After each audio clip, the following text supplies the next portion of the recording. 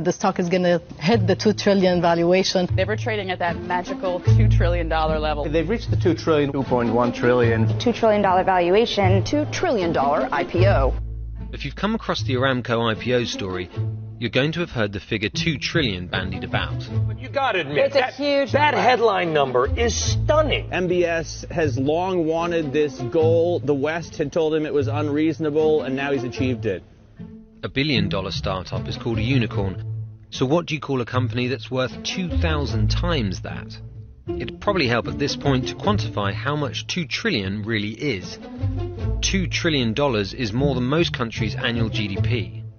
If Aramco were a country, it would actually be in the top 10 of global economies. Its listing caused Saudi Arabia's market size to jump 370% and clinch 7th position in the global rankings. So how did Saudi's millennial prince achieve this gigantic valuation, and how did Aramco get so big in the first place? A vast, trackless desert. Saudi Aramco actually started as an American company. Roadless, almost unknown, unmapped. In 1933, a concession agreement was signed between Saudi Arabia and the Standard Oil Company of California, which is now Chevron, to allow the Americans to start prospecting. California Arabian Standard Oil was born. But it wasn't until 1938, in Dhahran, that they actually found enough oil to drill in commercial quantities at Dammam Well No. 7, which became known as Prosperity Well. In 1949, crude oil production had hit 500,000 barrels per day, and the scale of the kingdom's potential riches was becoming apparent. Oil prices spiked at the peak of the Arab oil embargo in 1973. With tensions growing between OPEC countries and the US, the Saudi government acquired 25% more of Aramco, increasing its stake to 60%, making them the majority shareholder. By 1980, it had completed its nationalisation, but the headquarters remained in Delaware. It wasn't until '88 that operations were fully moved to the kingdom, and it changed its name, once again, to the Saudi Arabian Oil Company, or Saudi Aramco.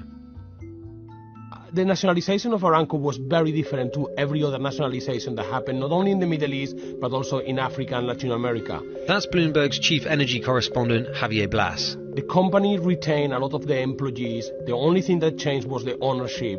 But the way to run the company, a very technocratic company where politics were not welcome, remained.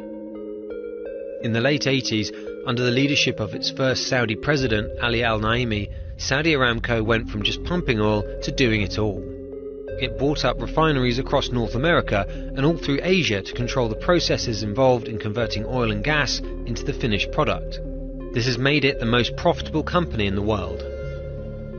While some aspects of the company were changing, others remained the same. Since the nationalization of Saudi Aramco in the late 70s, early 80s, the company was always separated from the politics of the kingdom. It was run by engineers. The most precious thing was technical capability. And the government let Aramco run the company. The rise of Prince Mohammed bin Salman changed all of that. The Crown Prince, also known as MBS, had a much more hands-on approach when it came to Aramco. Tell us again exactly who this prince is. His nickname is Mr. Everything, which is to say that he has basically been put in control of massive swaths of Saudi Arabia. Since Mohammed bin Salman became the deputy crown prince and later the crown prince, there has been a lot more influence from the royal court and the royal family. But it wasn't until 2016 when MBS announced his Vision 2030 that his plans for Aramco, Saudi's crown jewel, really became apparent. Of course, we can't not mention the planned IPO of Saudi Aramco. It is a dramatic change by anyone's book. Whether he succeeds or not is something that we'll all wait and see.